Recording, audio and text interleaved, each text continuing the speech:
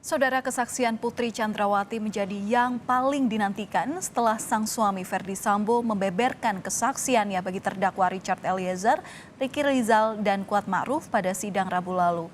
Kuasa hukum Sambo sempat meminta agar sidang pemeriksaan Putri Chandrawati dilangsungkan tertutup. Namun, permintaan itu ditolak hakim. Putri Chandrawati dijadwalkan memberikan kesaksian bersama sang suami Ferdy Sambo di sidang terdakwa Richard Eliezer, Ricky Rizal, dan Kuat Ma'ruf pada Rabu 7 Desember lalu. Kuasa hukum Sambo Arman Hanis meminta kepada hakim agar sidang pemeriksaan Putri Chandrawati baik sebagai saksi maupun terdakwa dilangsungkan secara tertutup. Lantaran kasus yang menjerat kliennya berkaitan dengan pelecehan seksual. Pada tanggal 27 Oktober 2022, kami mengajukan permohonan kepada Yang Mulia Majelis Hakim dan kami tindak lanjuti tanggal 6 Desember mengenai permohonan agar pemeriksaan Ibu Putri sebagai saksi maupun terdakwa dapat dilakukan secara tertutup, Yang Mulia, karena menyangkut tindak kekerasan seksual. Namun permintaan itu ditolak Ketua Majelis Hakim. Menurut hakim, dakwaan terhadap Putri Chandrawati adalah pembunuhan berencana, bukan pelecehan seksual. Mengenai tertutup, kami tidak bisa mengabulkan karena terdakwa didakwa oleh jaksa penuntut umum dengan tindak pidana pembunuhan berencana dan bukan asusila. Bahwa di dalam tindak pidana tersebut ada asusila itu merupakan kebetulan. Arman lantas membalas alasan hakim dengan aturan pedoman terkait pengadilan perkara perempuan sebagai saksi yang memberikan keterangan dalam sidang. Arman mengatakan keterangan yang ada kaitannya dengan kekerasan seksual bisa diperiksa secara tertutup.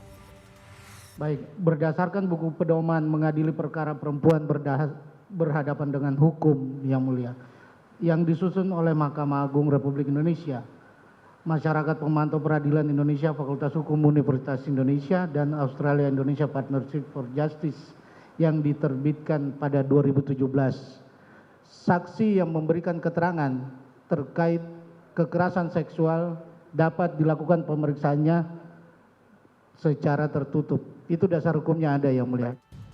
Namun, hakim memutuskan mengubah jadwal sidang pemeriksaan Putri sebagai saksi menjadi Senin 12 Desember 2022. Kalau begitu kita rubah dulu untuk besok yang kita perintahkan kita periksa adalah saudara Ferdy Sambo dulu. Baru hari Seninnya kita jadwalkan untuk saudara Putri Chandrawati. Kesaksian Putri Chandrawati menjadi yang paling dinantikan setelah sang suami Ferdy Sambo membeberkan kesaksiannya bagi terdakwa Richard Eliezer, Ricky Rizal, dan Kuat Ma'ruf pada Rabu lalu. Di hadapan majelis hakim, Ferdy Sambo mengungkap cerita istrinya yang mengaku diperkosa Brigadir Yosua di rumah Magelang, Jawa Tengah. Saya kemudian menanyakan ke istri saya, kurang ajar seperti apa Yosua yang kamu telepon semalam? Istri saya kemudian nangis, Yang Mulia. Dia menceritakan bahwa Yosua masuk ke kamar. Dia dalam kondisi tidur.